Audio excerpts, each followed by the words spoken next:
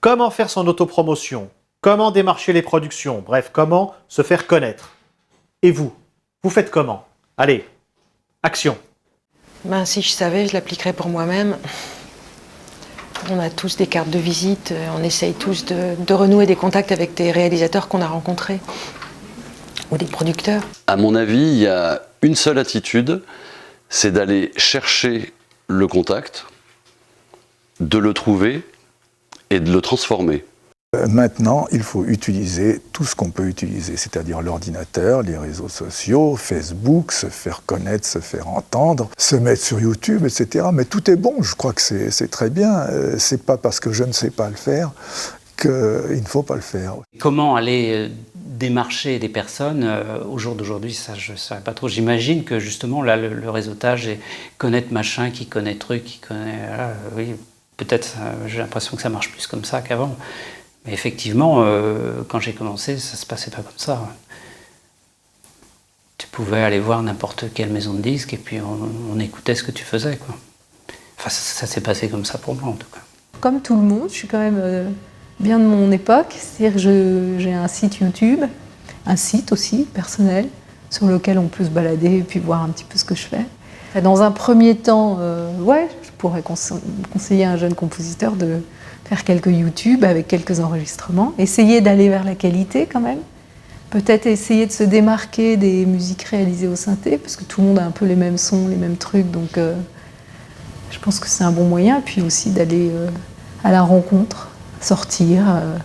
Le problème franco-français qui est l'artiste maudit, méconnu, chambre de bonne, etc., n'a plus cours. Il est bien évident que nous exerçons, bien que la profession soit artistique, il est invraisemblable qu'elle ne se suive pas d'un suivi commercial. J'attends qu'on m'appelle. C'est-à-dire que c'est vrai que je ne sollicite pas les gens.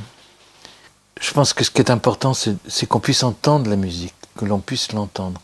Et faire sa propre musique, sans écouter le voisin, sans écouter le disque à la mode. Parce que je crains que dans 10 ans, 20 ans, ça l'est déjà actuellement, toutes les musiques se ressemblent, tout est pareil, tout est pareil. Les réseaux sociaux, on le sait quoi, c'est un leurre, c'est de la fausse communication.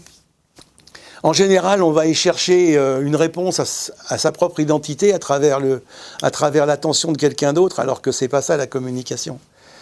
La vraie communication, c'est au contraire de s'intéresser à la personnalité de la personne qu'on a en face de soi et ce qu'elle va pouvoir nous apporter aujourd'hui.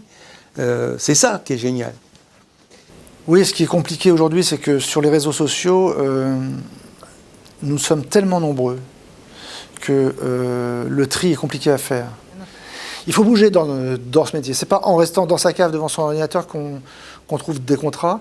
Il faut vraiment aller au contact des gens et puis, sans pour ça démarcher, se tenir au courant. Et quand on a quelque chose qui vous semble être pour vous, essayez de le faire parce que je pense que c'est là où on peut être bon.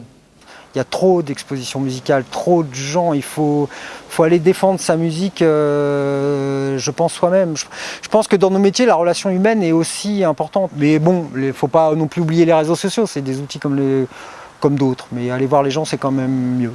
Arriver à trouver les personnes qui ont quelque chose à dire, qui ont de l'énergie, qui ont des projets et qui peuvent être complémentaires avec ce qu'on peut faire soi, ça me paraît vraiment le plus porteur.